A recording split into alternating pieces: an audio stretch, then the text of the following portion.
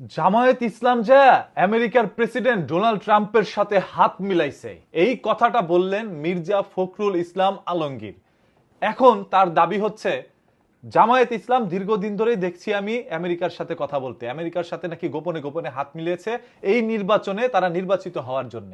Mirza Fakhrul Islam Alamgir confidently এই কথাটা বলেছেন। অন্যদিকে যেই আমেরিকা জামায়াতকে সহ্য করতে পারে না, তারা বলে জামায়াত ইসলাম হচ্ছে একটি জঙ্গি সংগঠন। একটা জঙ্গি সংগঠনের সাথে কিভাবে আমেরিকা হাত মিলায়, এটা যেমন চিন্তার বিষয়, সেরকম এখন অসংখ্য মানুষ বলছে বিএনপি যায়া ভারতের প্রধানমন্ত্রী নরেন্দ্র মোদী তার সাথে হাত মিলাইছে। এখন দুই গ্রুপের সাথে হাত মিলাক আর পা মিলাক, যাই মিলাক না কেন, বাংলাদেশের জনগণ কাকে ভোট দিবে সেটা হচ্ছে বড় কথা। বাংলাদেশের জনগণ যেই দলকে ভোট দিবে তারাই নির্বাচিত হবে। আপনারা কিন্তু জানেন এই নির্বাচনটা সকল নির্বাচনের চাইতে আলাদা হতে যাচ্ছে, কারণ এখানে যুব সমাজ মানে ইয়াং জেনারেশন, নতুন প্রজন্ম, এদের হাতেই গঠন হতে যাচ্ছে নতুন সরকার। তাই এরা কি চায়, এদের মেন্টালিটি বোঝার সক্ষমতা আপনার থাকতে হবে। এদের মস্তিষ্কের চিন্তা ভাবনা যদি না বুঝেন আপনি সরকার হইতে পারবেন না। এই যে সোশ্যাল মিডিয়া, একটা সময় যে সোশ্যাল মিডিয়াকে কি দাম দেন নাই, সোশ্যাল মিডিয়ার যারা ইনফ্লুয়েন্সার আছে, যারা সবসময় কথা বলে এই সকল জিনিস নিয়ে, তাদেরকে দাম দেন নাই। এখন বুঝতে পারবেন যে তাদের কথার কত ভ্যালু। এই যে আমরা যে বসে ভিডিও বানাই, একটা তথ্য তুলে ধরি, আমাদের ভ্যালুটা কি, এইটা এই সরকার বুঝতে পারবে, অন্য কোনো সরকার না বুঝলো।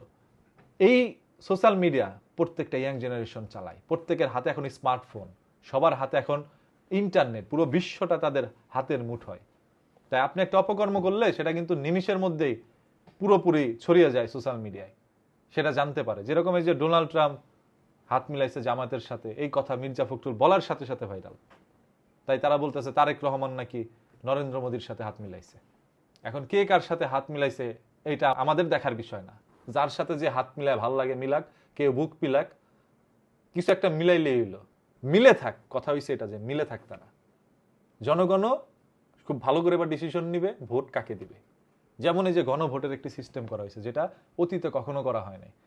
এই গণভোটের ধারা কি হচ্ছে যে আপনি আসলে কি চান, এই দেশের সংস্কার চান, এই গণ অভ্যুত্থানে যারা জীবন দিচ্ছে তাদেরকে সম্মান জানাইতে চান, তাদের যে স্বপ্ন, যে স্বপ্নের জন্য তারা জীবন দিচ্ছে সেটা প্রতিষ্ঠা করতে চান, নাকি আবারও স্বৈরাচার কোন সরকার গঠন করতে চান, স্বৈরাচার সরকার আনতে চান ফিরিয়ে। যদি স্বৈরাচার সরকার ফিরিয়ে আনতে চান বা গঠন করতে চান তাহলে না ভোটে ভোট দিবেন। আর যদি আপনার দেশটাকে নতুন করে সাজাতে চান তাহলে হ্যাঁ ভোটে ভোট দিবেন। এটা হচ্ছে কথা। এবং বাংলাদেশের প্রধান উপদেষ্টা মোহাম্মদ ইউনূসও কিন্তু বলেছেন যে আপনারা সবাই হ্যাঁ ভোটে ভোট দিবেন। জামায়াত হ্যাঁ ভোটের পক্ষে, তবে বিএনপির অসংখ্য নেতাকর্মীকে দেখতেছি না ভোটের পক্ষে তারা সংগ্রাম করে যাচ্ছে, বলতেছে মানুষকে না ভোটে ভোট দিতে। এখন তারা কি আসলে বুঝে দিতে বলছে নাকি ওই নেতাকর্মীরা না বুঝেই ভোট দিতে বলছে সেটা আমার বোধগম্য নয়। তবে আমরা যতটুকু অনলাইন ঘেটে জানতে পেরেছি, হ্যাঁ ভোটে ভোট দেওয়াই উত্তম বা দেওয়া প্রয়োজন, দিতে হবে। এখন আপনারা কই দিবেন একান্ত আপনাদের ব্যক্তিগত বিষয়, কেউ আপনাদেরকে ফোর্স করবে না, মানে বাধ্য করবে না যে আপনাকে এখানেই ভোট দিতে হবে, ধানের শীষেই ভোট দিতে হবে, আপনাকে দাঁড়িপাল্লায় ভোট দিতে হবে, আপনাকে ওই যে শাপলার কলিতে ভোট দিতে হবে, এটা না। আপনার যেখানে ইচ্ছা সেখানে ভোট দেন। এটাই স্বাধীনতা। এটাই আমরা চেয়েছিলাম যে আমার ভোট আমি দিব, যাকে খুশি তাকে দিব। এই স্বাধীনতার জন্যই আমাদের এই নতুন বাংলাদেশ গড়া।